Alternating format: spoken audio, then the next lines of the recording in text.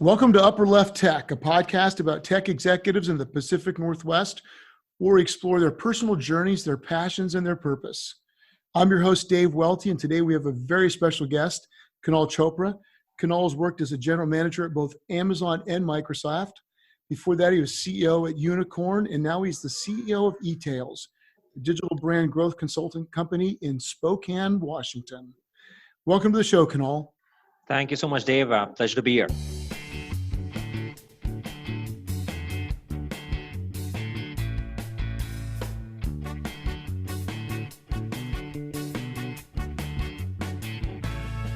Hey, I've got a bunch of questions that I've thought about as I look at your, I think of it as a resume, but really and truly it's, what we find on LinkedIn. And your resume is very interesting because you've had a number of positions over the years. Before I get into some of the things I want to talk about or ask you about, do you want to give our listeners just a couple minutes of your personal story, a little bit of an overview of who you are? Of course, yeah, would more than happy to do that. Yeah, I'm currently the CEO of a company called eTails, and eTails' core mission is really to help brands build their businesses online on marketplaces such as Amazon, eBay, etc. Prior to that, was a general manager at Amazon and a general manager at Microsoft, but also had my roots in the startup ecosystem. Was a chief operating officer of a startup called Unicorn. That was all my business career, but I really transitioned into business after getting my MBA from the University of Chicago's Booth School of Business. But before that was really a software engineer.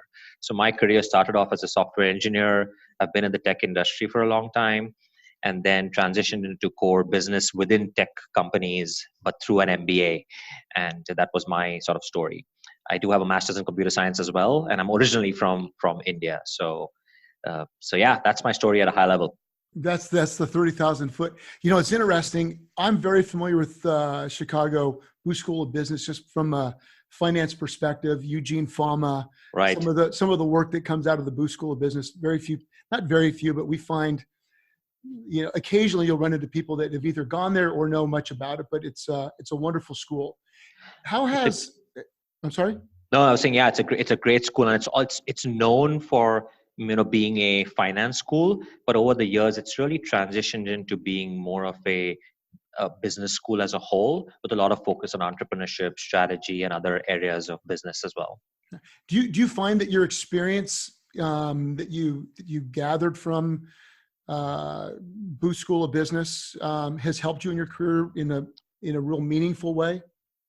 I think so. It certainly has. More than just my career, I think it changed the way I thought about business as a whole. Like, I was very narrowly focused on, engineering, software, building product. That was really my world. But really, to step out of that, think about, customers, thinking about growth strategy, thinking about, how do you scale businesses, thinking about valuation, thinking about stakeholders, and all those pieces, and putting them all into perspective was really the key to, that's what the MBA gave me, to be honest. Good. Hey, I'm curious, have you seen the article that came out Friday in the Wall Street Journal regarding Amazon? I think they're calling it Amazon is now the breeding ground for future CEOs. Right. I did see that. And I think it makes sense, right? I mean, I'm from Amazon. I'm a little biased, but I think it makes sense because the culture at Amazon has been very, customer centric, moving with urgency. It's about, putting the customers at the heart of everything, thinking about, how do you add value to your customers? All traits that a CEO should have, in my opinion. CEO should always put your customer at the center of everything, should sort of operate with urgency and, execute, should look at, competition and market conditions and position yourself appropriately. Sort of all those things. So I can see why Amazon, or a lot of people within Amazon, can leave and become CEOs. And excuse me if I've got the number wrong, but is it the 12 tenets or the 14 tenets? There are 14. There are 14. 14 principles, yeah. The 14 principles, yeah. Do you find that it's difficult to take that same thought process, that same drive, passion that you get at an Amazon, and then go to we're going to call eTails a smaller company, right? A smaller company where, to really put those same core principles in place? Yeah, it's certainly difficult, but I don't think it's impossible. So, for example, at eTails, I have introduced the concept of leadership principles here in the company, and that's been derived directly from Amazon. And very specifically, we've introduced six only because we felt six were we identified six principles that made sense for us as a company.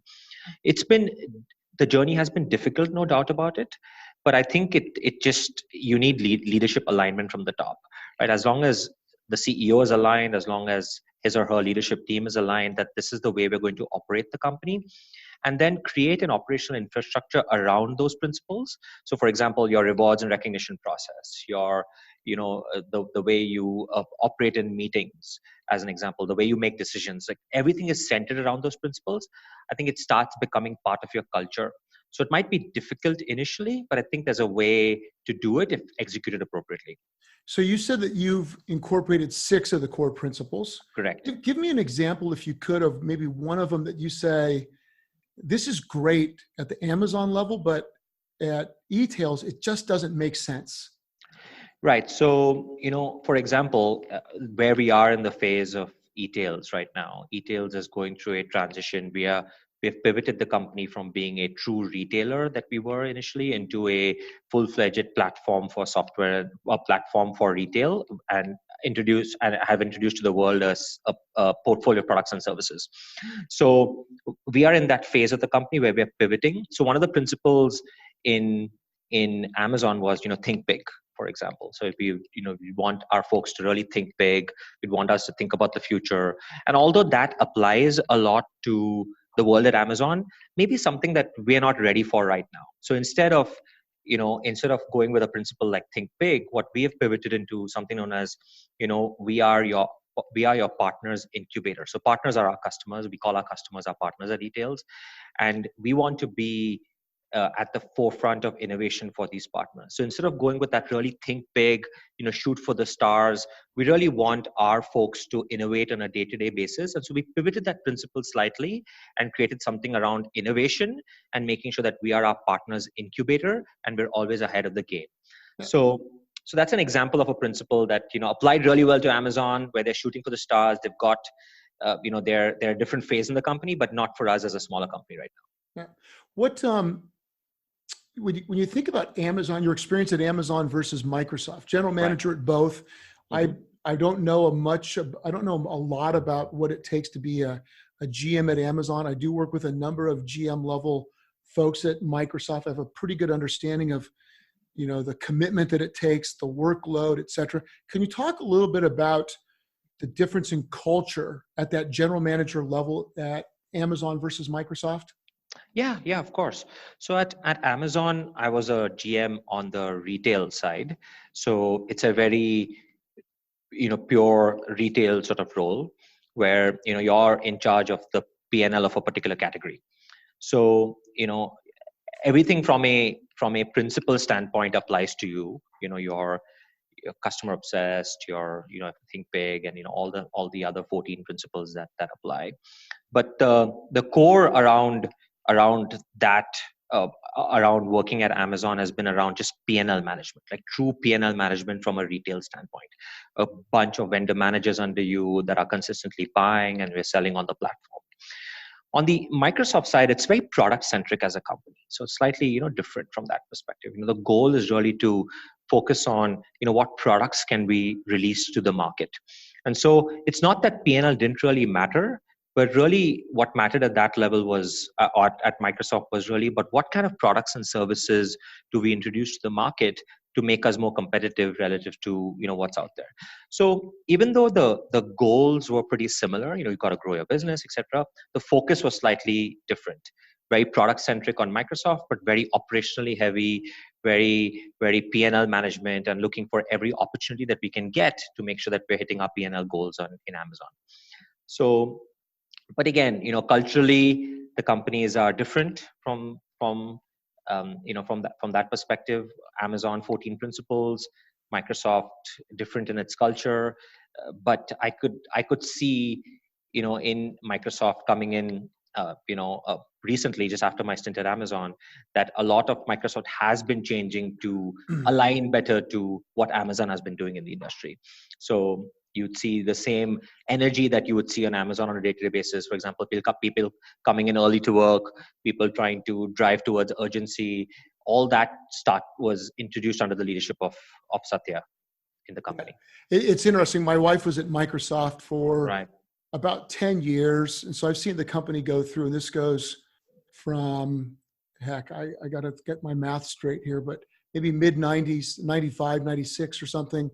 Was with the company for about 10 years. And I've seen the company go through some ups and some downs. Right. As anybody who's watched, Microsoft go. And I will agree with you that the clients that we work with, the energy level that we have seen in the last 2 or 3 years is completely different. It is. I mean, people come in and they're energized, so much so that it actually makes me a little nervous because I'm a big believer in work-life balance. Right. And I'm seeing what people are starting to do at Microsoft from a work perspective. And I'm curious, do you have advice for somebody? So as a general manager, you had a number of people in your organization. What advice do you give somebody to say, look, we expect you to work hard. We need you to work hard. We all have this common goal. We have leadership that is pushing it. We're all excited. But you also as an individual have to have some work-life balance. What advice do you give that individual to help them find that? Yeah, I think, a lot of people think that the secret to doing well in life and succeeding is all about, working hard and grinding. And I take the opposite approach. I think about work-life balance as a means to an end. And that end is really, what outcome do I really care about? So I like to think about my life as, what's my goal 5, 7, 8, 10 years from now? Like, where do I see myself in life? And I like to work backwards from there and figure out, am I in the role right now that is leading me closer to that ultimate goal 5, 7, 8, 10 years from now? And if I find that, right, then I like to be fully engaged with that role because I know that this is going to get me closer to where I really want to be. And that engagement to me is really work-life integration. I don't think of it as like work-life balance. Like I want to feel a fire in my belly when I come to work every day. And if I'm not in the right role, that's not going to come out. So the advice I have for people is really figure out, like, are you in a role that really matters to you? That is a means to something larger for you personally. And if that's the case, then give it your all, right? Give it your all, integrate your work and your life with it. And you'll feel that same passion and energy that you'd feel for, anything in life. So that's how I sort of look at jobs and how to position myself in any role that I really care about. So you kind of teed this one up for me. Where does Kunal see himself in 7 years, and what's that goal that you've kind of, I call it reverse engineered, right? 7 years out, you're backing in, you're now at eTails, you're CEO. What is it that you want to be in 7 years? Yeah, it's a good question. I mean, so my goal getting to this position was to be CEO a few years back.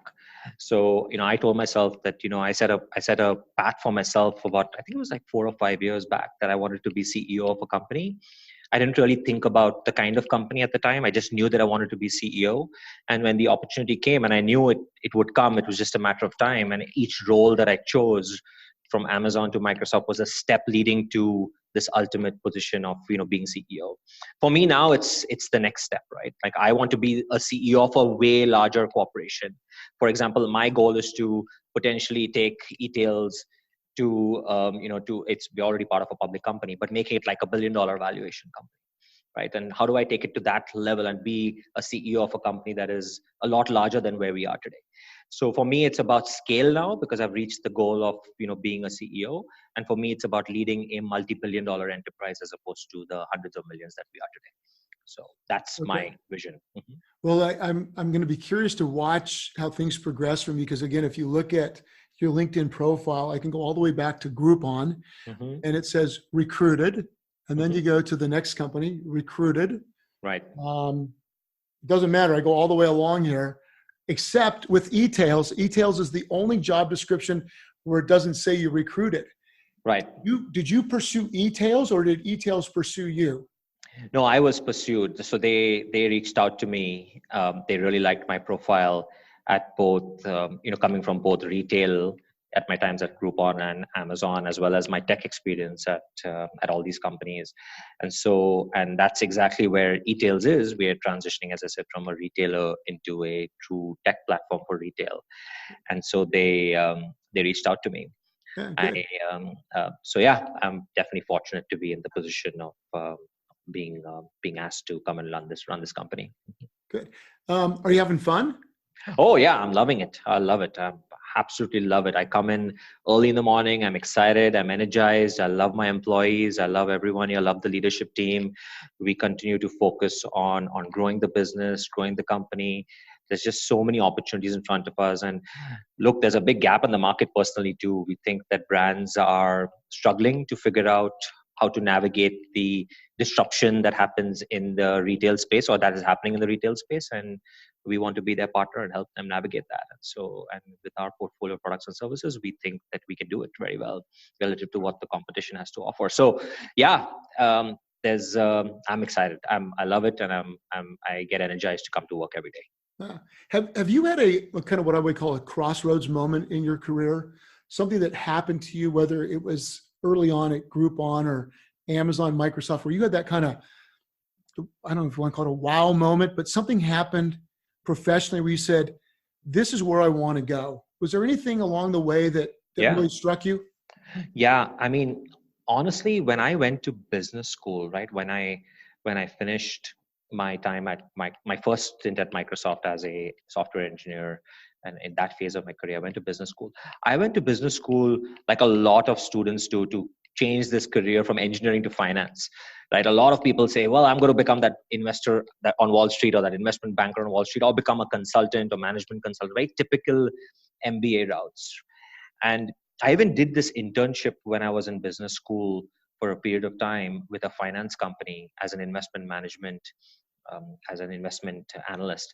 And I just hated it, right? It was just the worst experience of my life. And I was struggling at that time to figure out, like, where do I go with my career? I went to business school. I wanted to become this finance professional. I love the world of finance. And I just couldn't find my space that got me really excited. And that's when this general manager of Microsoft, by the name of Rahul Sood, quit Microsoft to start this company called Unicorn. And he asked me to come and join him as GM initially, and then I grew to becoming COO there. And I was completely hesitant at the time. I said, this is just not going to work. There's no way. I'm not the startup kind of guy. I'm no way a general business manager. But I was desperate for something at that time, and so I decided to go in. And that was the defining moment of my life, because that's when I realized that I just love building businesses, and I love working with companies. I love growing businesses. I love P&L management. I love leading teams, building teams. And at the time, it was just something that I would have never even considered in my career. And so, but that opportunity just completely changed who I am today, what I really value, how I've taken my career to wherever it is, and how excited I get by all the work that I do. And so again, my feedback to a lot of people, maybe listening to this is just keep an open mind sometimes. You never know, where you'll find your passion or where you'll find what's next for you. And just continue to explore what's next, explore how to explore opportunities that you really didn't think could exist for you, and you never know, it'll all fall in place. So yeah, that was a big defining moment for me. Yeah. So I've got just a couple more questions for you. Let me give you this one. If you could give the you of you 20 years ago one piece of advice about finding fulfillment in your career, what would it be? Is there anything that you could look back on and say, I wish somebody would have grabbed me by the shirt collar, taken me over to the water cooler, taken me out for a beer, and given me that one little piece of advice? Right. Yeah. I think my 20-year-old self, man, there's a lot that I could change from that time. But I think, so growing up, I came from India, obviously, like I mentioned. And a lot of the the system in India, for lack of better phrase, is focused on education. Hey, I want you to study, I want you to memorize if needed to, but it's all about grades. It's all about coming first in class or getting getting an A in all your classes. That's the approach. Like, no one teaches you life skills at that age.